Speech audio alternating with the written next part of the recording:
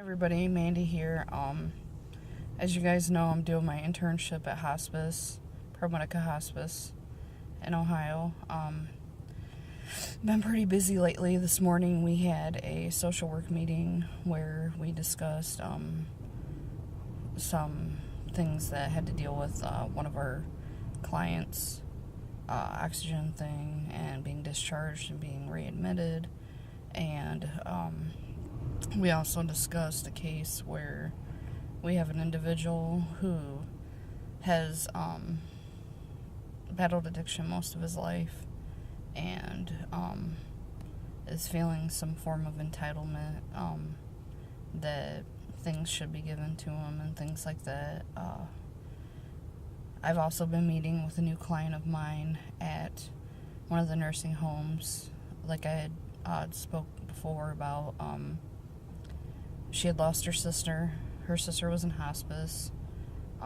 Her sister died back in August, and she's been a low risk of bereavement, but they still want me to continue to see her.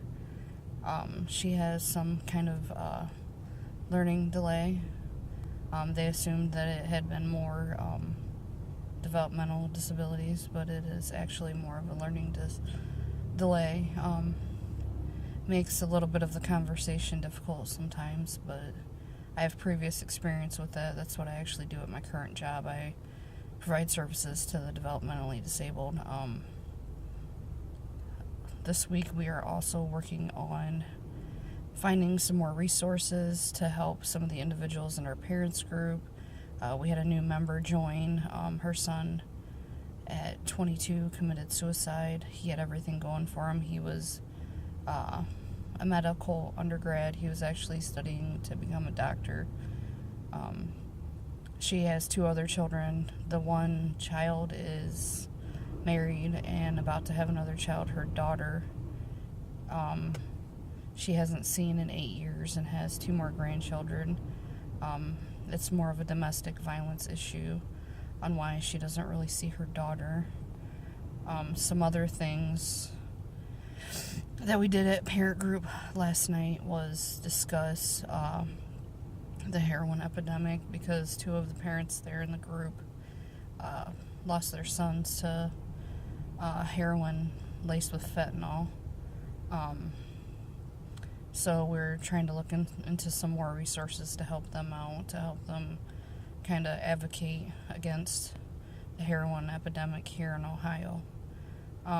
Some other things that we were working on deal with the Camp Fearless that we had been talking about. So we've been going to a couple of those meetings. It's been a pretty busy week, kind of crazy. This week my field instructor was actually doubling, not just as the bereavement but also as the medical social worker, so it's been kind of crazy as far as juggling everything. We've also been working on trying to come up with another parent support group, because they express the need that they want to be seen more often, or at least have a group more often, so we're seeing where we can fit that in. And we still continue to see the kids in the schools and the bereavement groups.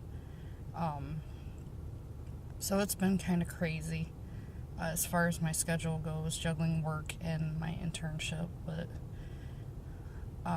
some other things that we have also been working on is the communication between the nurses and the social workers and the aides and all that, as far as bereavement goes, just so that we can get a better handle on getting to the individuals prior to the actual loss of their loved one, and letting them know that the services are out there, that we can provide them with extra services. Getting kind of low on time. So my question for you guys this week is, have there been any overlaps from other social issues during your placement that you didn't expect to run into? Like, in terms of hospice, I had no idea like how far it would reach out to, like into suicide,